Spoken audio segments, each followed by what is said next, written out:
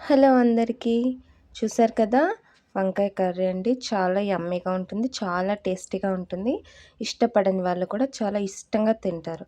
అయితే ప్రాసెస్‌లోకి వెళ్ళిపోదాం మరి.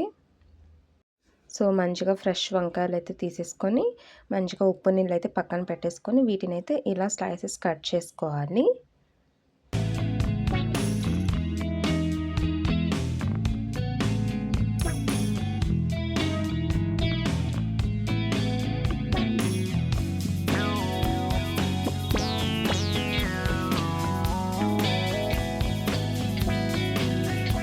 సో, వంకాయ ముక్కలనైతే కట్ చేసుకొని వాటర్‌లో పక్కన పెట్టేసుకుందాం. ఇప్పుడు మసాలాకైతే ఏం కావాలో వాటిని రెడీ చేసుకుందాం. దానికోసం నేను ఇక్కడ ఉల్లిపాయలు, వెల్లుల్లిపాయలు, మిర్చి, పుదీనా, కరివేపాకు ఇవంతా అయితే మిక్సీ ముక్కలు చేసేసుకొని మిక్సీకి పట్టేసుకోవడానికి మిక్సీలో వేసేస్తున్నాను. ఇంకా దీంతో పాటి మసాలా దినుసులు కూడా యాడ్ చేశాను. సో, ఈలోపు మీరైతే నా ఛానల్‌ని ప్లీజ్ సబ్స్క్రైబ్ చేసుకోండి కదా! అలానే లైక్ చేయండి, షేర్ చేయండి, కామెంట్ చేయండి. సో, ఇందులోకి జీలకర్ర 1 స్పూను, లవంగాలు ఒక 6, 7, మిరియాలు అయితే ఒక 10 దాకా వేసుకోండి. ఎందుకంటే ఇదే మనకు కారం. మనమేం ఎక్స్‌ట్రా కారం ఏమి యాడ్ చేయం. సో, ధనియాలుంటే వేంపుకొని వేసుకుంటే బావుంటుంది. సో, ధనియాలు లేవు కాబట్టి నేను ధనియాల పొడి అయితే హాఫ్ టీ స్పూన్ వేసి అందులోకి కాస్త ఉప్పు వేసి పేస్ట్ అయితే చేసి పక్కన పెట్టేసుకున్నాను. ఇప్పుడైతే ప్రాసెస్ అనమాట. సో, స్టవ్ ఆన్ చేసుకొని గిన్నె పెట్టేసుకొని అందులోకి ఒక 4, 5 స్పూన్స్ ఆయిల్ అయితే వేసుకొని మంచిగా హీట్ ఎక్కాక ఆవాలేసుకొని అవి చిటపటలాడాక జీలకర్ర కూడా వేసేసుకుందాం. యాజ్ యూజువల్ పోపు అంతే ఇది. సో, ఇందులోకి నెక్స్ట్ వచ్చేసి ఆనియన్స్ ఇంకా కరివేపాకు కూడా కట్ చేసి పెట్టుకుంది వేసేసుకొని మంచిగా మిక్స్ చేసుకుందాం. ఇవి అంతా కలర్ చేంజ్ అయ్యేదాకా మిక్స్ చేసుకోవాలి.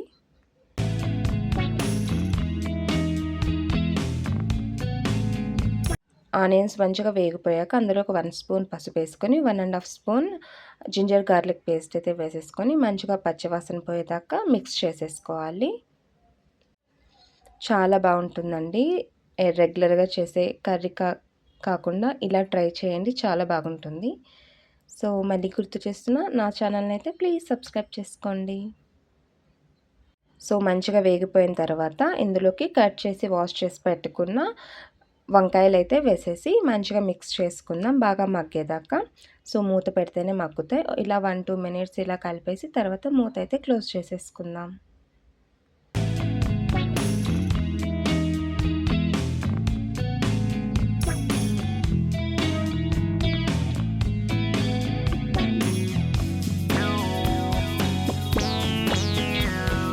వంకాయలైతే హాఫ్ మగ్గిపోయిన తర్వాత ఇందులోకి ఉప్పు తగినంత వేసుకోండి. యాక్చువల్లీ మనం అందులో మసాలాలో యాడ్ చేసాం కాబట్టి 1 స్పూన్ అలా.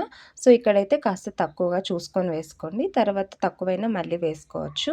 సో, మంచిగా కలిపేసుకొని హాఫ్ మగ్గిపోయిన తర్వాత వంకాయలు మనం రెడీ చేసి పెట్టుకున్న ఈ పేస్ట్, ఈ మసాలా అయితే ఇందులోకి వేసేసి మంచిగా ఒక 3, 4 మినిట్స్ సిమ్‌లోనే పెట్టేసి ఇలా మంచిగా కలిపేసుకొని ఆ తర్వాత ఇందులోకి మనం కావాల్సిన వాటర్ యాడ్ చేసుకోవచ్చు. ఇది పచ్చివాసన పోవాలి ఫస్ట్ వాటర్ యాడ్ చేసేదానికంటే ముందు.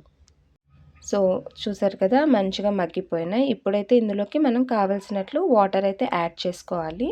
మీకు బాగా పల్చగా కావాలంటే ఎక్కువ వాటర్, లేదంటే కొంచెం థిక్ గ్రేవీనే కావాలనుకుంటే కొంచెం తక్కువగా వాటర్ యాడ్ చేసుకోవచ్చు. ఇక్కడే మసాలా ఉప్పు కూడా మనం చెక్ చేసుకోవచ్చు. కారం కూడా చెక్ చేసుకొని కారం ఏమైనా యాడ్ చేసుకునేది ఉంటే కారప్పొడి అయితే యూజ్ చేయొచ్చు.